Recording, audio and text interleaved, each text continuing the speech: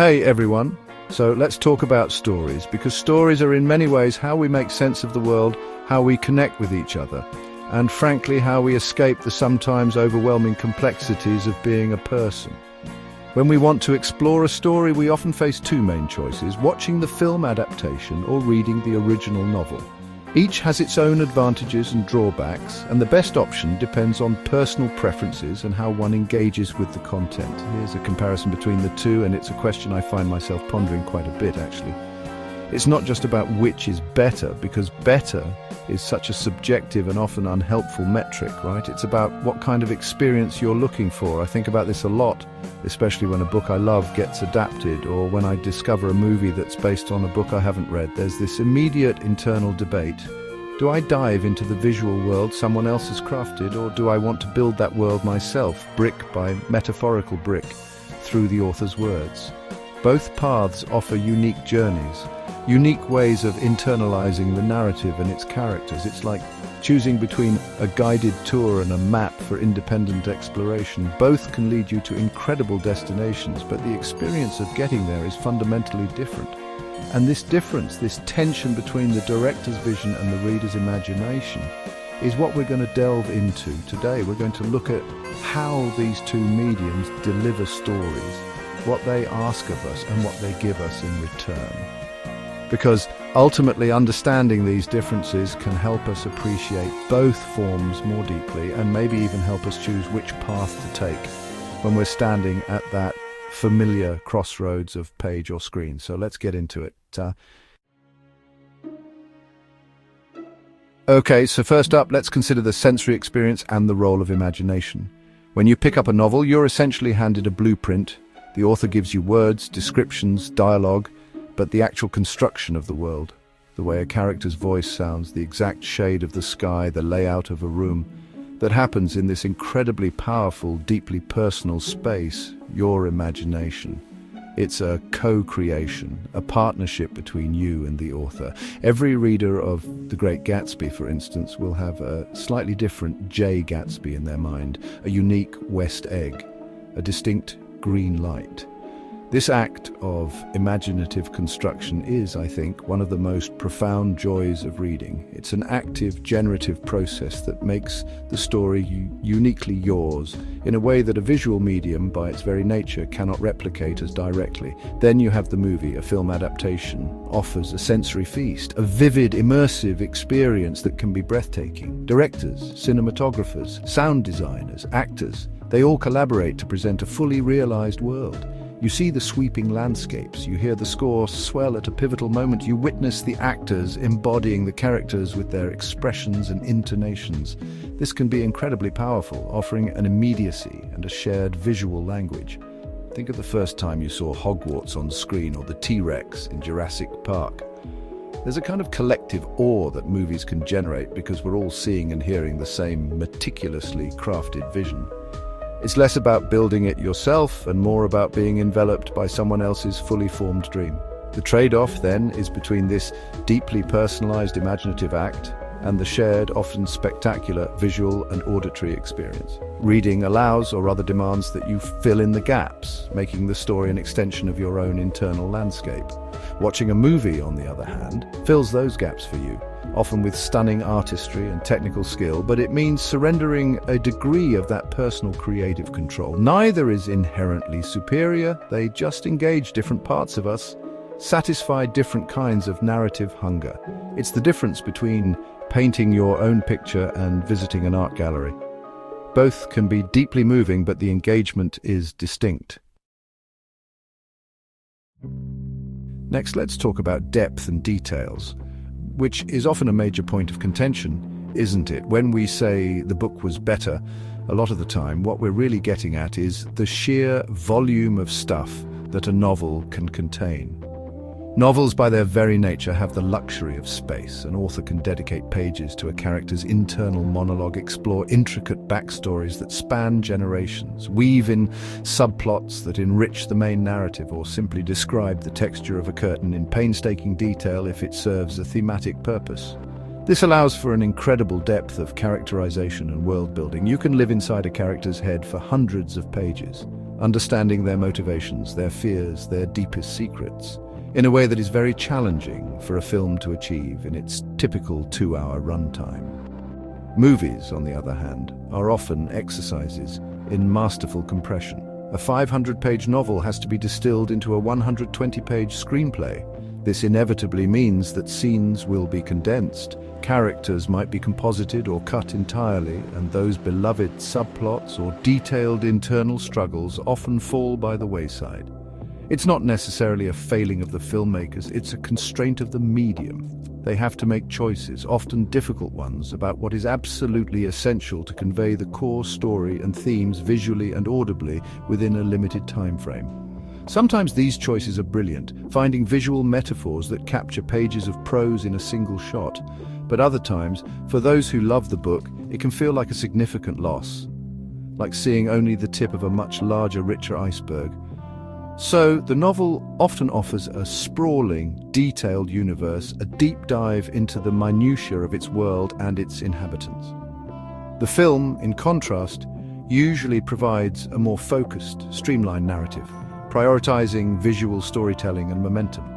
Think about a series like Game of Thrones. The books are famously dense with lore, history, and countless characters, far more than could ever realistically be portrayed on screen, even with a sprawling HBO budget and multiple seasons. The adaptation was remarkable in many ways, but even it had to make significant cuts and alterations. This difference in scope means that your relationship with the story's details will be fundamentally different depending on which medium you choose first, or exclusively. Chapter 3. The marathon and the sprint, investing your time and energy. Now let's consider something very practical: time and effort. Reading a substantial novel, say something like War and Peace, or even a contemporary doorstopper like Infinite Jest, is a significant time commitment. It can take days, weeks, even months, depending on your reading speed and how much free time you have. It requires sustained attention, a willingness to carve out quiet moments, and a certain amount of mental energy to keep track of plot lines, characters, and themes. It's an investment, marathon, rather than a sprint. You're dedicating a not insignificant portion of your life to inhabiting that world, and that very investment can lead to a profound sense of accomplishment and a deep, lingering connection with the material once you finally turn that last page. Watching a movie, conversely, is typically a much more contained experience. Most films clock in around the 2-hour mark, maybe 3 for an epic. You can sit down, immerse yourself, and emerge having experienced a complete narrative arc in a single sitting. This accessibility is a huge part of film's appeal. It's easier to fit into a busy schedule. It requires less sustained individual effort in terms of decoding text, and it can be a more readily shared social experience. Movie night is a common cultural ritual.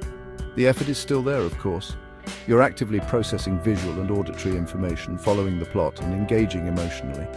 But the duration and nature of that effort are different. It's more of a concentrated burst. This difference in required commitment fundamentally shapes our engagement. The slow burn of a novel allows for gradual absorption, for ideas to percolate, for you to pause and reflect, to reread a passage that struck you. The relatively quick experience of a film often prioritizes immediate impact and a more guided emotional journey. Neither is inherently better, but they cater to different needs and different contexts.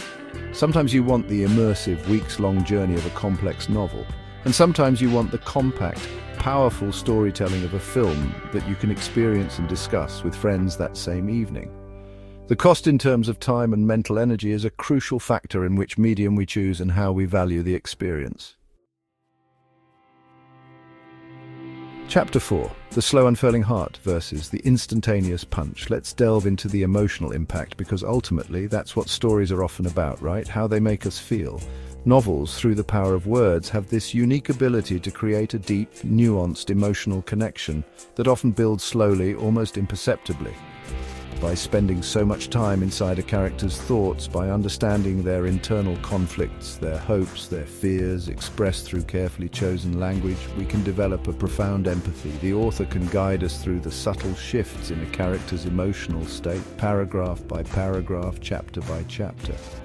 This gradual unfurling of emotion can lead to a connection that feels incredibly personal and deeply resonant, as if you've truly come to know someone from the inside out.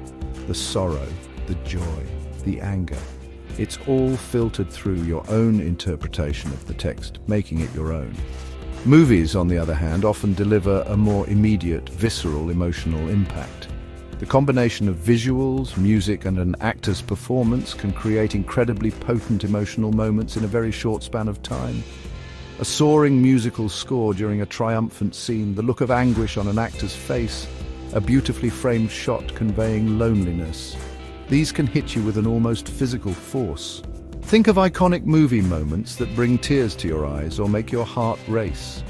They often achieve this through a powerful synergy of sight and sound. This isn't to say film can't be nuanced, but its strength often lies in its ability to evoke strong, direct, emotional responses quickly and efficiently. It's a different kind of emotional pathway, one that bypasses some of the intellectual processing of text and goes straight for the gut. So, we have this contrast.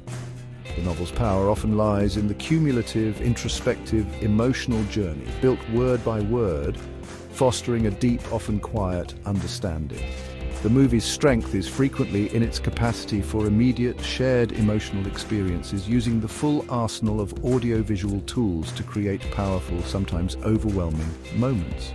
It's the difference between a slowly simmering stew of feelings that you savor over time and a perfectly crafted, intensely flavored shot of emotion that hits you all at once. Both can be incredibly moving, but they achieve their emotional resonance through very different mechanisms and at different paces, engaging our hearts and minds in unique ways.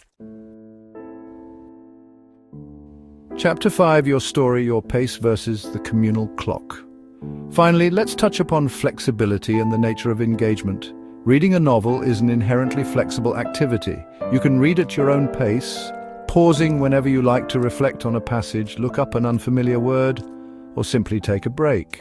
You can pick it up and put it down over days, weeks, or even months, fitting it into the nooks and crannies of your life.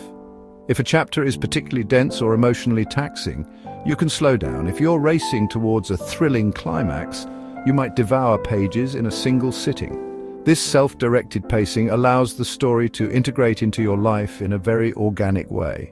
You control the flow of information, the rhythm of the narrative experience. It's a dialogue between you and the text, and you get to decide when and how that dialogue unfolds. Watching a movie, especially in a cinema, is a more fixed and often communal experience. The film unspools at a predetermined pace, typically engaging you for a continuous block of time, usually around 2 hours. While you can pause a movie at home, the intended experience, particularly for a theatrical release, is one of continuous, uninterrupted viewing.